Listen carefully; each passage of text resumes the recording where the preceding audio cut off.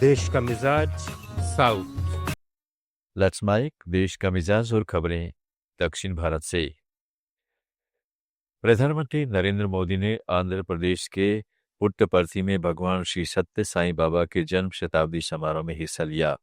इस अवसर पर पीएम मोदी और आंध्र प्रदेश के मुख्यमंत्री एन चंद्रबाबू नायडू ने श्री सत्य साईं बाबा के जीवन और शिक्षाओं को समर्पित 100 रुपये का स्मारक सिक्का और विशेष डाक टिकटों का सेट जारी किया। समारोह को संबोधित करते हुए प्रधानमंत्री मोदी ने कहा कि सत्य साईं बाबा का जन्म शताब्दी वर्ष केवल उत्सव नहीं बल्कि एक दिव्य वरदान है। उन्होंने कहा कि आज भले ही बाबा हमारे बीच शारीरिक रूप में नहीं है, लेकिन उनकी शिक्षा, उनका प्रेम और सेवा भावना आज भी करोड़ों लोगों को प्रेरित कर रही है। पीएम ने कहा कि सत्य साईं बाबा का पूरा जीवन वसुधैव कुटुंबकम का जीता जागता स्वरूप था, इसलिए यह शताब्दी वर्ष सार्वभौमिक प्रेम, शांति और सेवा का महापर्व बन गया है। साथियों, श्री सत्य साईं बाबा का जीवन वसुधैव कुटुंबकम का जीवन स्वरूप था, इसलिए उनका ये बर्थ सेंटेनरी वर्ष हमारे लिए यूनिवर्सल लव, पीस और सर्विस का महापर्व बन गया है। हमारी सरकार का सौभाग्य है कि आज इस अवसर पर 100 रुपये का स्मृति सिक्का और डाक टिकट भी जारी किया गया है। इस सिक्के और डाक टिकट में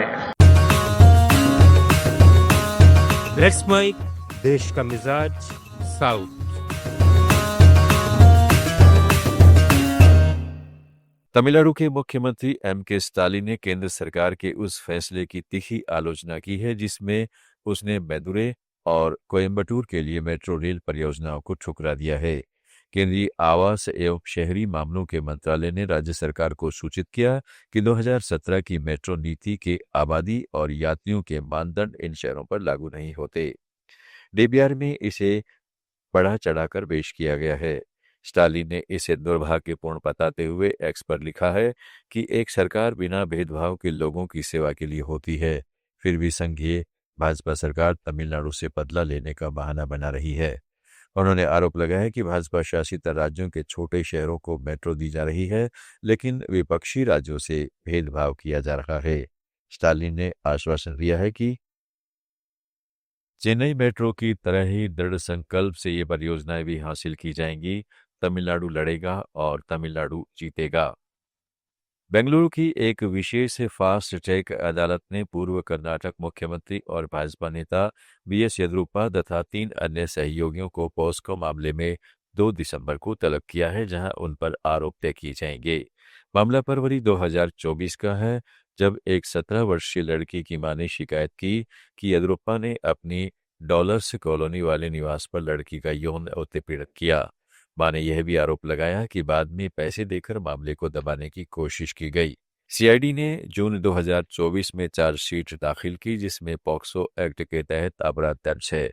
13 नवंबर को कर्नाटक हाई कोर्ट ने यह मामला रद्द करने की याचिका खारिज कर दी, लेकिन येदियुरप्पा को व्यक्तिगत पेशी से छूट दी जब तक जरूरी न हो। येदियुरप्पा ने आरोपों को राजनीतिक साजिश बताया है, जबकि अभियोजन पक्ष सबूतों पर जोर दे रहा है। कर्नाटक सरकार ने कावेरी नदी पर जलाशय बनाने के लिए मेकेदातु बांध परियोजना की नई डीपीआर केंद्र को भेजने का फैसला किया है। आप सुन रहे थे let's mic more than radio. Follow कीजिए हमें हमारे सोशल मीडिया प्लेटफॉर्म्स पर। It's time for news. It's time for More Than Radio. Presenting the first radio news app, Let's Mic. Let's Mic, a news-based app on your phone where you get to watch and listen news, talk shows, interviews, radio show podcasts. On Let's Mic, you get all relevant information of TV, print, radio, podcast, and digital. Let's Mic talks about every segment of life.